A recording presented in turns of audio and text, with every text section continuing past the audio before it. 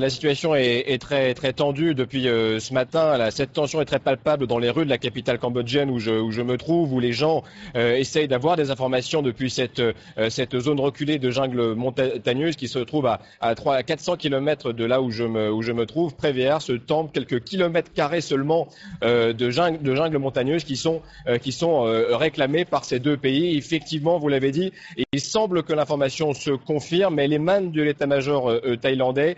Ce conflit larvé depuis juillet aurait fait sa première victime, un soldat cambodgien. Il y a 4 soldats thaïlandais lourdement blessés. Cela aussi est en train de se confirmer. Et c'est le résultat des combats violents qu'il y a eu depuis ce matin sporadiquement, après qu'un soldat ait sauté sur une mine antipersonnelle en matinée et que des avions apparemment des forces armées thaïlandaises aient survolé la frontière, ce qui aurait pu hériter et provoquer l'autre camp. Ce que je peux vous dire, c'est que ici également, on vient d'avoir l'information que le ministère de la Défense et l'armée royale thaïlandaise allaient dépêcher ici des avions C-130 pour commencer l'évacuation des ressortissants thaïlandais. Donc on est dans le même scénario de crise qu'il y a déjà en 2003, quelques années, quand une situation tout à fait similaire autour de la souveraineté d'un temple avait provoqué le saccage de l'ambassade de Thaïlande où je me trouve, à quelques centaines de mètres où je me trouve, par une foule de Cambodgiens furieux et nationalistes.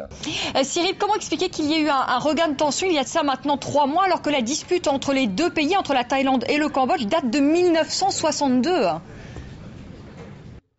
C'est une dispute récurrente et c'est vrai que s'il n'y a pas forcément beaucoup de solutions faciles à trouver sur cette question de souveraineté, car c'est une langue de terre qui est largement disputable par les deux camps, même si l'ONU avait tenté de trancher et encore assez récemment. Mais c'est vrai que c'est une dispute qui est largement utilisée toujours en période électorale, en période de crise politique par l'un ou l'autre des camps. On sait que l'affaire avait été ravivée en juillet, très opportunément, alors qu'il y avait des élections des générales ici au Cambodge. Et aujourd'hui, c'est vrai que du côté de Bangkok, on aurait tendance à faire diversion en ravivant la flamme nationaliste des Thaïlandais, en s'unifiant derrière la question de la souveraineté, alors qu'il y a une crise profonde, on le sait, qui traverse le royaume thaïlandais. Donc évidemment, il y a beaucoup de récupération, il y a de l'eau qui est mise sur le feu, indubitablement par les deux parties. Mais c'est vrai qu'on est actuellement dans une escalade dangereuse et on parle vraiment actuellement de guerre imminente ici où je me trouve au Cambodge.